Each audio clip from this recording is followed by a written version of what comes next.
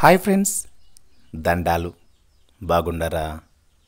ప్రకృతి సౌందర్యం, అమ్మంటే ప్రేమకు రూపం, నానంటే ఆమెకి దీపం అన్న ఓ సినిమా కవి మాటలు మన ఇంటి ముందర ఒక చెట్టు చేమ పెట్టాలంటే అది అమ్మతోనే సాధ్యం.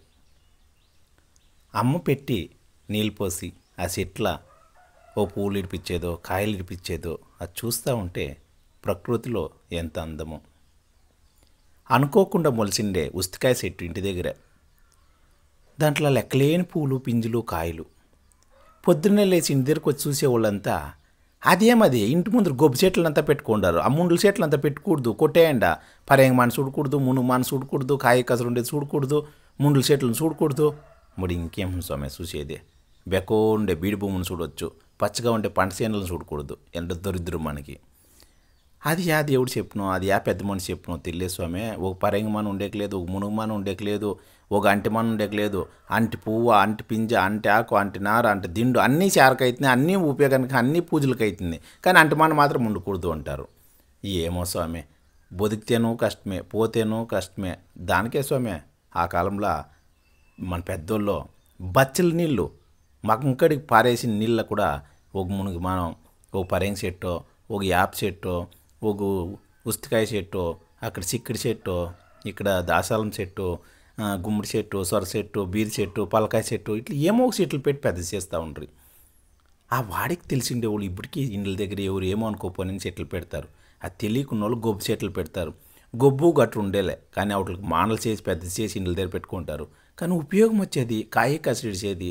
ఈ పొద్దు ఈ తావు చెట్లు ఉండేదానికి మాకు తెలిసే ఒక ఆనందం ఏమంటే కాకులు, గోవులు, ఉడుతులు, చిలుకలు, జిట్కాయలు, బెలవాయిలు, ఎంటువులు, అదే ఎంటువులు అయినాక ముంగిసులు, వాటిని ఎంటువులు అంటాము.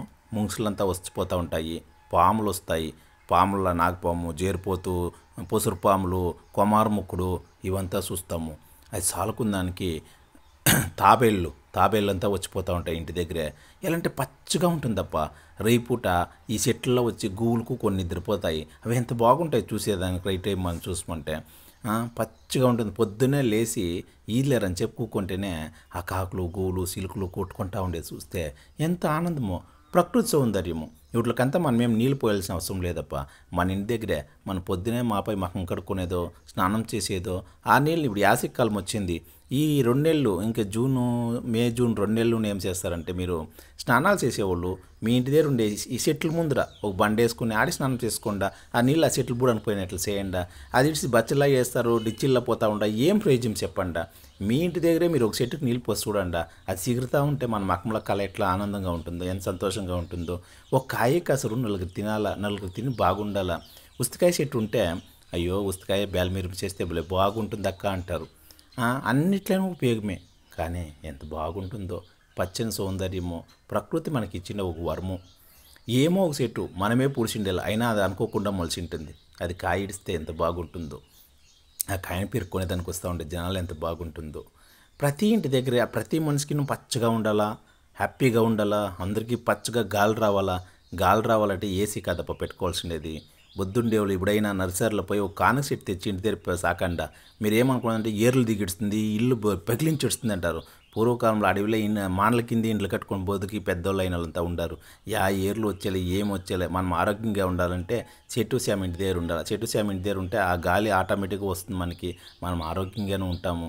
దయచేసి ఇంటి దగ్గర చెట్లు చేమలు పెట్టండా, కాయ కాసరి తినిపోయండి. చూడండి, బిడ్డలకు మామిడికాయో, సేపుకాయో, నేరేడుకాయో, నెల్లికాయో, సొక్కెత్తకాయో అన్ని కాయలు మన ఇంటి దగ్గర ఉండాలి. అంటే 3 నెలలకు ఒక పంట మనకి. నేర్లకాయ పోతే మామిడికాయ పోతే నెల్లికాయ పోతే సొక్కెత్తకాయ పోతే సపోటాకాయ పరంకాయ, ఇట్లా ఏమో కాయలు బిడ్డలకు చూపిస్తూ ఉండాలి.